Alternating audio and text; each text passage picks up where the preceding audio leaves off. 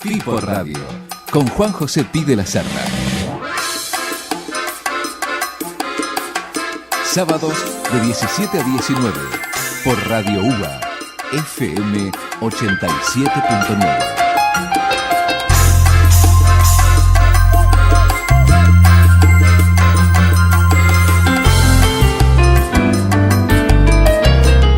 Seguimos en esta tarde de sábado, estamos en Pipo Radio, programa inicial del año 2018, en un programa extraño donde tenemos parte de nuestros columnistas interdictos, no sabemos si por la justicia o por algún tipo de abducción producto de algún grupo extraterrestre. Mientras averiguamos dónde está el doctor Marán, está Cochi, donde están todos nuestros columnistas, tenemos un segundo entrevistado, absolutamente un lujo para Pipo Radio, uno de los abogados más talentosos que tiene la Ciudad de Buenos Aires y creo que el Gran Buenos Aires también. ¿Cómo le va, doctor? ¿Cómo anda? No voy a decir el nombre todavía. Muy bien, buenas tardes, tengan todos y todas. Y todas, muy bien.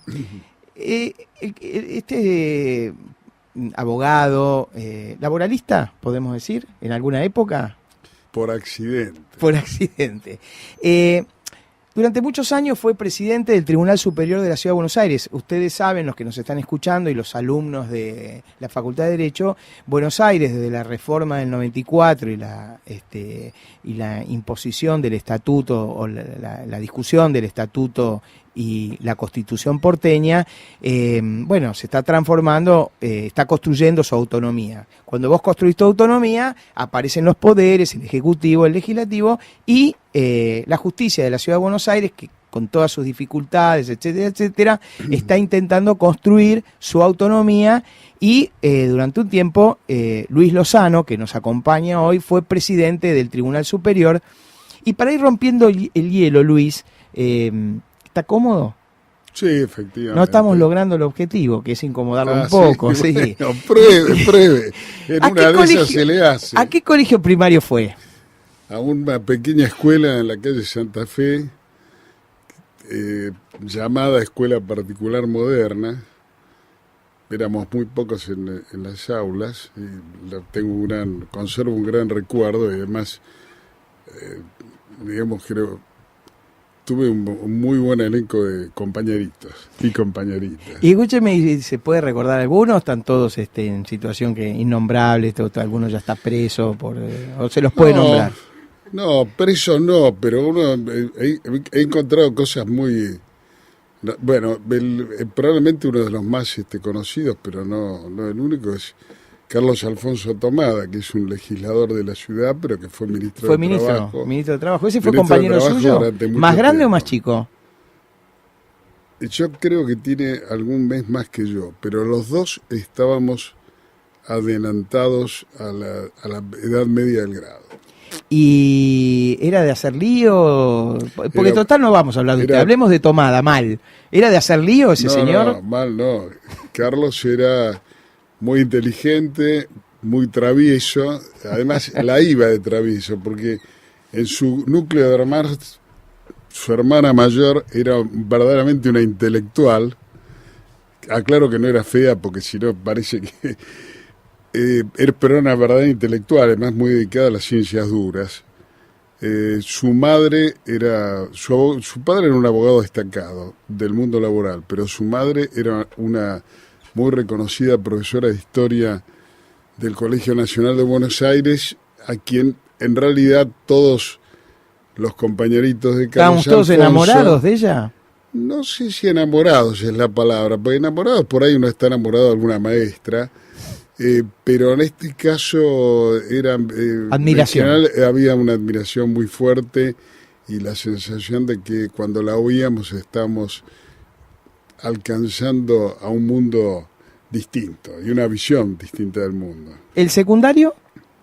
El secundario fui al Colegio General Manuel Belgrano, que está en la calle Ecuador, entre Mansilla y Paraguay. Es una escuela estatal. Yo la verdad que la disfruté mucho y conservo algunas buenas amistades de ahí. ¿Se pueden nombrar al aire o estaríamos en algún problema? ¿Algún compañerito de esos? No sé si estaríamos en algún problema. No pienso, qué sé yo, digamos, no sé si hay alguno muy famoso en este momento, no se me ocurre, pero bueno, Luis Martínez era un querido amigo, Pablo Lember, el Gordo Mayo, en fin. Le mandamos un saludo a todos. Sí, le mandamos un saludo. Y no usted sí, lo vamos a oír, esto tiene millones y millones de oyentes. Escúcheme, ¿y usted era aplicado o era de un poquito liero, don Luis? En el primario creo que era bastante aplicado, en el secundario me parece que lo fui en el primer año, parte del segundo, el tercero ya estaba muy en poeta y en general en cuanto podía cantar el presente y huir lo hacía. Un clásico de una época. No, pero ahí también tengo un gran recuerdo de una profesora de literatura de tercer año, creo que era. ¿Se acuerda el nombre? No me acuerdo. Me acuerdo muy bien de ella y me acuerdo muy bien de, digamos, su mensaje, pero el ¿Qué les hacía leer? ¿Qué les hacía leer? ¿Se acuerda un poco de eso? Bueno, era muy variado. En primer lugar porque algunas cosas eran lectura obligatoria, pero digamos, por fuera de esto, recuerdo algunas cosas tipo, qué sé yo, por ejemplo, Rimbaud yo lo leí por esta mujer y además, más allá de eso, el tema era leerla a ella, oírla era leerla de alguna manera y era una persona relativamente grande, claro, vista desde esa época, en aquella edad mía, cualquier persona era muy grande, claro, pero por ahí era una piba. No era tan piba, pero tenía una gran capacidad de comunicarse con los adolescentes sin imitarnos. Es decir, comunicarse con nuestro temario, pero desde un lugar de autoridad. No solo de autoridad intelectual y de autoridad emotiva. Y esto, ¿en qué momento papá y mamá influyeron en elegir la carrera? Sí, bastante. Yo creo que, no mi madre, mi padre bastante. Era muy perseguidor para esto y quizás si yo hubiera elegido solo, si hubiera tenido más personalidad en el momento, habría elegido alguna carrera más ligada a la matemática, pero a la larga me parece que no fue una mala elección y además uno siempre termina encontrándole la encrucijada a pasiones distintas. Yo, una cosa que hice, primeramente, además de la abogacía, hice un par de años de la carrera de economista. La otra cosa que hice fue hacer lógica simbólica, que tenía claramente que ver con la vocación matemática. Y finalmente me pasó una cosa notable, ¿no? Sin buscarlo, yo empecé es decir, en una etapa de juvenil o relativamente juvenil, yo ingreso con un concurso en la Procuración General de la Nación, que era un órgano enteramente distinto a lo que se conoce ahora. Muy pequeño, era un grupo pequeño de profesionales que se desempeñaban como el fiscal de la Corte Suprema. Y ahí, una de las cosas que se trabajaban eran las expropiaciones. Y ¿Qué años estamos hablando? No queremos dar edad. Estamos hablando del año 77 al 80 más o menos. Y ahí el ambiente era un ambiente realmente atractivo. No se olvide que era época militar, pero lo que se respiraba internamente era un ambiente liberal y profundamente civil y no éramos opositores en el sentido de hacer política, pero claramente el ambiente que se vivía era distinto a lo que se puede suponer desde la calle. Bueno, en ese momento con lo de las expropiaciones apareció todo el tema del uso de la herramienta matemática y yo tuve algunos éxitos muy... que lo distinguieron. Sí. ¿Lo ayudó la lógica simbólica? Y claro, sí, no tengo ninguna duda. Ninguna duda. Pero me ayudó, además, me ayuda también una buena parte de lo que yo he hecho en el tribunal, porque vos has nombrado, digamos, la parte de conducción administrativa, ¿no? Y por supuesto, vista desde afuera, debe ser quizás lo más destacado, pero en la interna una de las cosas que a mí me parecen más importantes es que yo capacité un grupo de gente joven que ya a esta altura de partido me empieza a pasar por arriba, afortunadamente, pero capacité mucha gente en base, en gran medida, a mostrarles que el derecho tiene una profunda base lógica. Y si no, tiene un profundo capricho en el modo de desarrollarlo. No, ya vamos a llegar a esos aspectos de los contenidos filosóficos del derecho. En algún momento los vamos a desarrollar. Valdría la pena que entrevistes a alguno de los muchachitos. Los vamos a invitar. Después nos das algunos nombres, los vamos a invitar a lo largo del año. ¿Cómo no? Pero estábamos recorriendo un poco tu vida. Vos algunos conocés. Sí, no, pero no querría, tengo miedo. Tengo miedo de algunos nombres. No, yo también tengo miedo, pero todos los días me expongo. Así es. Estábamos en que mamá no influyó tanto en la elección del derecho, pero papá sí. ¿Y en qué año, te acordás, cuarto, quinto año, fue que decidiste decir, bueno, voy a estudiar derecho? Bueno, a ver... Porque yo no dije que mi madre no influyó en nada. Yo dije que no influyó en la elección de la carrera. No, mi padre quería un hijo abogado, yo creo que antes de que yo naciera. Y por supuesto lo fue transmitiendo en todo lo que pudo. Mi vieja, en cambio, con esto no se metía, pero en una ocasión en que yo tuve una desavenencia, por decirlo de algún modo, con mi padre, porque yo quería comprar mi primer libro de lógica simbólica, de von Britt, Norman Action. Mi padre no largaba la plata. Bueno. Y yo estaba dispuesto a utilizar lo que me daban por semana para hacerlo, pero claro, no alcanzaba. Era un libro caro, era una época que los libros importados eran muy caros, ¿no? En general. Y particularmente si venían del área inglesa o americana, y peor todavía en la francesa, pero bueno, eran caros. Y mi madre, por lo bajo y sin decir nada, sin ocultarlo tampoco, no hizo de esto un secreto entre ella y yo, ni mucho menos, pero me dio la plata. Y bueno, yo fui a comprar el libro, y fue un libro que me guió durante bastante tiempo. ¿Lo conservas? Yo he tenido muchas mudanzas, mi estimado Juanjo. No soy el único. Conservo uno que... He tenido muchas mudanzas. Pero muy bien. Pero está en la plaza, porque yo conservo la edición que me regaló mi viejo de La Conquista del Pan, de Kropotkin, que fue el primer libro político que... Me regaló varios, pero el primero que me regaló fue La Conquista del Pan, que era de editorial Thor, que se desintegra. Ahora en una editorial... O Claridad, quizás, ¿no? No, este era de Thor. Era de Thor. Bueno, andaban por ahí. Lo mismo. Claridad eran más socialistas, Thor era más... era un poco más... abierto, libertario.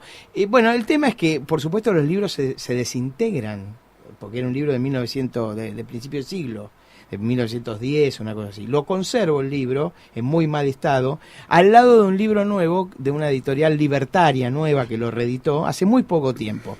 Así que, bueno, ¿cómo fue ese primer libro que te compraste? Yo te voy a aclarar una cosa. A mí me enseñó un día, digamos, sin proponérselo, me enseñó una gran cosa Jorge Baqué. Estábamos en su casa comiendo y charlando de filosofía del derecho con algún otro discípulo de él. Y en una de ellas, su discípulo, con el estilo más conservador en cuanto al uso de los libros, dijo, no, los libros no hay que prestarlos porque se pierden. Baqué los miró como si hubiera escuchado a un extraterrestre, porque en general gesticulaba bien, sin hacer mucho aspaviento, y le dice, vea, querido, no conozco ningún libro que esté más perdido que el que se pierde en mi biblioteca. Y desde ese entonces yo entendí que los libros son para hacerlos circular, pero creo que se perdió en una mudanza. Estamos con Luis Lozano, miembro del Tribunal Superior, o sea, para que lo entendamos todos, de la Corte de la Ciudad de Buenos Aires, charlando de la vida, del derecho y de cómo un juez de corte trabaja. Ahora vamos a charlar un ratito sobre su labor día a día, y vamos a hablar cómo anda la justicia. Anda bien, anda más o menos, pero después de la música, ¿le parece? Vamos a la música. Y seguimos en esta tarde de sábado. Esto es Pipo Radio, primer programa del 2018, y como ustedes ven, salvo algún amigo que quiere venir a acompañarme esta tarde como Luis Lozano, el resto de los columnistas, Leandro Salas, ¿usted puede ubicar alguno? ¿Alguno ha dicho que va a salir al aire? ¿Qué sabemos de todos los columnistas que están afectados, pero por algún tipo de problema terapéutico, no porque son gente que no está bien de la cabeza? Se los han llevado, usted dice, en la puerta una ambulancia, se los llevó a todos. Mientras tanto, seguimos conversando. En mi condición de sobreviviente. De sobreviviente, total. Un gusto tenerte. Nosotros nos llevamos bien por otros motivos, pero sí, es un gusto tenerte en este programa, que lo hacemos con tanto cariño, con tanto respeto por esta radio de la Universidad Pública y Plural. Todas las voces, en serio, no más o menos, en serio, todas las voces. Sí, la mayoría de los que se sientan conmigo no piensan para nada como pienso yo. No sé si es bueno o malo eso, pero eso es la pluralidad de voces que tenemos acá. Estábamos hablando de las bibliotecas, los libros, cómo se atesoran los libros. Yo, durante muchísimos años, cuando era más chico y pensaba que me los podía volver a comprar, los prestaba. Ahora que soy más grande y sé que el capitalismo no se reproduce tan fácilmente, tiendo a prestar menos las cosas. Y en cuanto a los libros, porque los marco, los trabajo, y son mi referencia de muchas de las cosas que escribo en mi trabajo. Entonces, volviendo al tema de los libros, empezó a estudiar Derecho. ¿Cómo era la Facultad de Derecho que lo recibió a Luis Lozano y le empezó a dar el gusto al padre? Bueno, la Facultad de Derecho, hay un aspecto en que tuve mucha suerte en la Facultad de Derecho. Y la verdad es que uno a veces piensa, no la habré buscado, pero yo creo que tuve más suerte que habilidad para la búsqueda. Y consistió en lo siguiente. En el comienzo, yo tuve en el ingreso, digamos, en el curso de ingreso, a dos profesores que realmente eran deslumbrantes, que eran Carlos Alchurrón, que era un experto en lógica, y Jorge Baqué, que a mí también que este era más experto en la vida, tenía una especie de doble lenguaje en ese sentido. ¿Baqué qué daba? Bueno, estaban dando, yo no me acuerdo cómo se llamaba la materia, pero en definitiva era una suerte de análisis filosófico, de filosofía analítica y de lenguaje, que venía bien para la capacitación de los estudiantes de Derecho. ¿Era con examen de ingreso? Sí, no me acuerdo bien, pero no sé si exactamente un examen de ingreso en el sentido de un examen, pero había que aprobar los cursos. Después, inmediatamente, en realidad, durante ese tiempo nos dejaban inscribirnos en materias, y yo tuve la suerte de cursar Derecho Penal, parte general, con algunas personalidades realmente notables. Uno de ellos fue Procurador General de la Nación de un gobierno militar. Yo realmente alguna vez lo había visto porque era jugador de bridge en el Club Argentino de Ajedrez. Pero bueno, para mí era nada más que un señorón que, hasta que lo vi como profesor de Derecho Penal, y realmente un tipo muy notable, con un rigor de pensamiento muy notable y con desde una posición distante, pero con una capacidad de ser muy generoso en la enseñanza. El otro fue Enrique Paisao. Ella estaba en situación de dirigir una comisión, porque era fue profesor mío. Bueno, Enrique Paisao, que después fue auditor general de la Nación, convencional constituyente, en Penal 2, me parece, en bueno, Derecho Procesal Penal. Y hemos trabajado bajo el mismo techo también, ¿no? Y Andrés D'Alessio, sí, también decano fue de la facultad. Que, bueno, mucho después. Acá estamos hablando de Andrés D'Alessio muy pequeñito, excelente amigo, así no solo fue decano de la facultad, fuimos coequiper en empezar a navegar por los lagos del sur con pequeños botes. O sea, tengo también, algunas anécdotas de también esto. Un viejo navegante. Sí, no sé, era muy navegante, era navegante de esto, no era, creo que nunca había hecho vela. Por ejemplo, yo había hecho vela, pero bueno, de hecho, digamos, los lagos los conocía bien. Y después tuve también la suerte de tener un buen profesor en obligaciones, que también es una materia relativamente, digamos, de los primeros tiempos, y una materia que tiene un esquema lógico importante. Entonces, a mí me parece que esto Dicen que los que me aprueban, ayudó decisivamente a quedarme con el derecho. era de segundo año en mi época. Sí, Dicen era que de los que segundo aprobábamos obligaciones íbamos a ser al final abogados.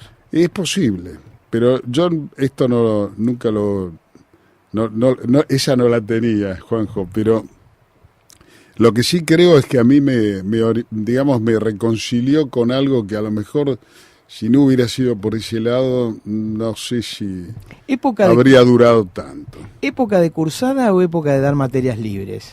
Bueno, a mí me pasó con la carrera de Derecho lo mismo que pasó con el secundario. Yo llegó un momento que estaba como harto del lugar y entonces di un año libre para poder salir antes, el cuarto.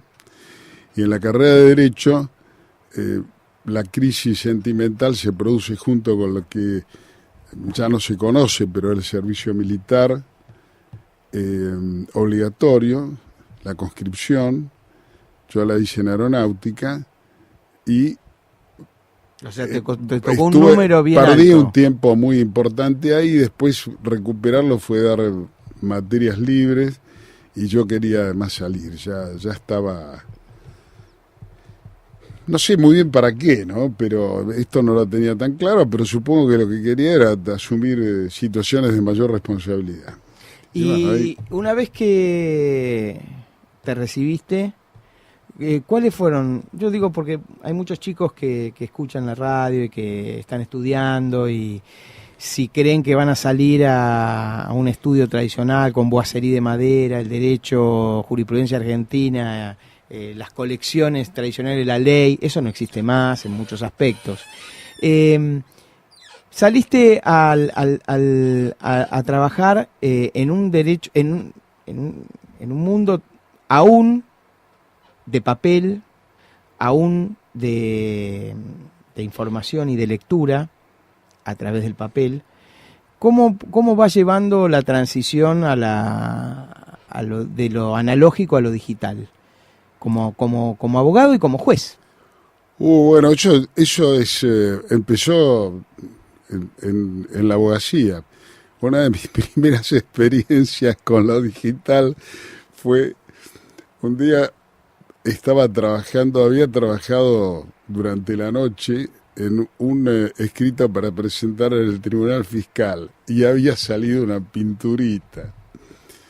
Estaba en la computadora. No me digas que se borró. Yo no había tomado la precaución de grabarlo. Eran esas épocas en que la computadora había que cargar el DOS y recién después empezaba. O sea, no tenía nada que ver con las PC actuales. Entonces, cuando llegan las 9 de la mañana, entra un empleado del estudio y lo primero que hace, porque era lo que normalmente ocurría, fue intentar reconectar la luz, porque dejábamos la llave apagada, porque claro, como no quedaba nadie era por las dudas. Solo que en ese momento estaba encendida, y al cambiar de posición el interruptor, te borró todo. Borró todo. ¿Tuviste que empezar de nuevo? Sí, afortunadamente el Tribunal Fiscal abría la tarde. Y entonces, bueno, yo todavía tenía algunas horas, y claro, una vez que cuando uno escribía es porque concibió previamente y fue más fácil que lo que originalmente ocurrió. Pero la realidad es que casi me muero. Pero no tuve tiempo tampoco ni siquiera de enojarme, ni conmigo, ni con el tipo que había entrado. No, nada, no podía enojarme porque se vencía. Así que hubo que salir ahí. Bueno, después las cosas fueron mucho menos traumáticas. Y realmente otra que me acuerdo es habíamos ido con Edith, mi esposa, habíamos alquilado una casa en el barrio Las Vertientes de Bariloche, y cuando yo llego me cae un problema de un cliente que era bastante complicado. Lo armo en ese momento. Mi cuñado, que un ingeniero experto en este tema, me ayuda a conectarme con internet, el correo electrónico, etcétera, me inscribe allá, porque había venido unos días a pasarlo con nosotros. Y tuve que mandar mi primer escrito por computadora. Yo estaba muy habituado a mandar escritos con, digamos, por aviones, en encomienda aérea. Era todo un trance, había que ir a Aeroparque, ver cuál era el avión que salía, llamar por teléfono a la huevada allá, los celulares no existían. Bueno, pero en este momento mandaba por primera vez con correo electrónico. Y yo me acuerdo que llamaba a la secretaria que tenía que imprimirlo, preguntándole si habían llegado el número de caracteres que decía... Claro. Porque había descubierto que se podían contar los caracteres, las palabras, bueno, con espacio y sin espacio. Yo le decía, pero dígame, ¿llegaron tantos? Eran como 100 hojas. Me decía, no, quédese tranquilo, es tanto. No, pero usted dígame cuánto es. Porque... No le tenías claro, confianza. yo no tenía... Dije, a ver si me... Bueno, pero salió todo muy bien. Lo de los caracteres, ¿sabes por qué es? No. Porque en las viejas redacciones periodísticas se escribía 2 espacios con tantos caracteres para que las linotipos pudieran, y el armado del diario, que no era offset, se pudiera armar con plomo a tantos caracteres, para poder hacer el diseño y la diagramación del diario. Y el espacio, doble espacio, para que el corrector de estilo del diario pudiera... Entonces eso, las primeras computadoras lo tomaron, porque los primeros que empezaron a mandarse por correo electrónico, los últimos momentos, imagínate cómo cambió el periodismo de esa época, fueron las grandes redacciones de los grandes diarios del mundo. Entonces te ponían la cantidad de caracteres para garantizar que lo que vos habías escrito, el corrector de estilo en la imprenta pudiera verlo. Estamos con Luis Lozano en este sábado a la tarde de tanta gente que intentamos entretener, hacerle compañía, ¿sí? En este Pipo Radio del 2018. Fuera del aire estábamos hablando de las cosas que habíamos hablado con Rubén Weinsteiner, y una de las cosas que habíamos comentado era la personalidad de Trump y las cosas y la política de Trump. ¿Y qué me querías comentar al aire sobre Donald?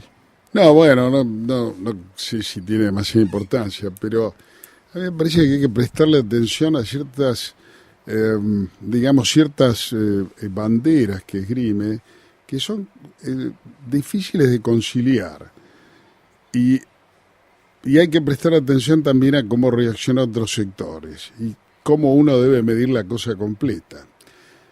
Trump habla de America First y está pensando que los puestos de trabajo industriales tienen que ser creados adentro. Esto no es una respuesta al hombre del Medio Oeste, digamos exactamente, pero bueno, sí es una respuesta al desocupado o al que se va quedando desocupado en Estados Unidos. De hecho, el Brexit tiene mucho que ver con insatisfechos por el avance de producciones extranjeras en sus propios territorios. Pero al mismo tiempo dice, voy a construir una pared que no va a dejar entrar a los mexicanos. Es decir, no va a dejar entrar a la mano de obra barata. Bueno, las dos cosas y sostener el comercio exterior no son conciliables, y yo creo que si uno lo piensa desde el ángulo de los capitalistas, como estaba hablando antes Weinstein, no sé si será tan bien recibido. Yo, en todo caso, trataría de facilitar la llegada, como se hace llegar a Turín, creo que era el tren con los desocupados de Nápoles en la película Los Compañeros, que vos debes conocer porque somos de aquella época. A mí me da la impresión de que si uno analiza el tablero un poco más completo, se va a dar cuenta que la Corte Suprema le ha cortado la posibilidad, ahora recientemente, no voy a contar el fallo porque no tiene sentido, pero le ha cortado un poco una medida que él quería hacer, que tiene que ver también con controlar la inmigración. Se ha negado a pronunciarse. A mí me parece que uno tiene que mirar esta reacción como que es como corregir aquella parte del discurso populista de Trump que no nos viene tan bien, pero alguna parte nos viene bien, porque en definitiva la voluntad es aprovechar mejor el mercado de consumo interno. Ahora, hay que ver cómo cómo es la reacción en otros lugares del mundo, porque en realidad todos sabemos que la mayor concentración de consumidores fuertes es Europa y la mayor concentración de consumo débil es China. Esto es un... Bueno, pero por ejemplo, en esa misma línea, Macron tuvo toda esta semana una protesta de los productores de tomate franceses, claro, por la posibilidad de que se arregle con el Mercosur esta unidad económica que podríamos tener. Así que no es sencillo para nadie. No, es que el tema de la integración deja a algunos bien plantados y otros patas para arriba. Pero en general, a los que deja bien plantados están en condiciones de quedar muy bien plantados. Entonces, siempre que traemos algún profesional destacado de alguna disciplina, pensamos en los chicos más jóvenes que pueden estar escuchándonos y que están tomando la decisión o haciendo los primeros pasos en la Facultad de Derecho. ¿Qué le dirías a un joven de 17, 18 años que está en el CBC o que está por tomar la decisión de estudiar Derecho? Es muy difícil aconsejar y mucho más difícil aún decirlo de un modo sintético.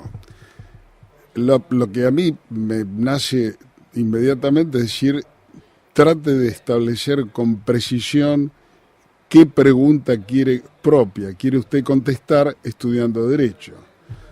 Porque cuando uno inicia un estudio que debe desarrollar durante años, que incluye partes que pueden ser más atractivas y otras más áridas, en general tiene que tener alguna motivación fuerte que lo vuelva a la senda cuando se empieza a aburrir y baja los brazos. Yo creo que en mi caso esto no tenía que ver, por ejemplo, con la defensa de la propiedad, no tenía que ver con ganarme la vida, sí tenía que ver con el análisis de cómo se debe ejercer el poder y cómo, con algunas ideas anarquistas, quinceañeras. Como todos sí, tuvimos. No estoy hablando de tirabombas, pero sí, un poco más bien libertarias o con alguna vocación por esto.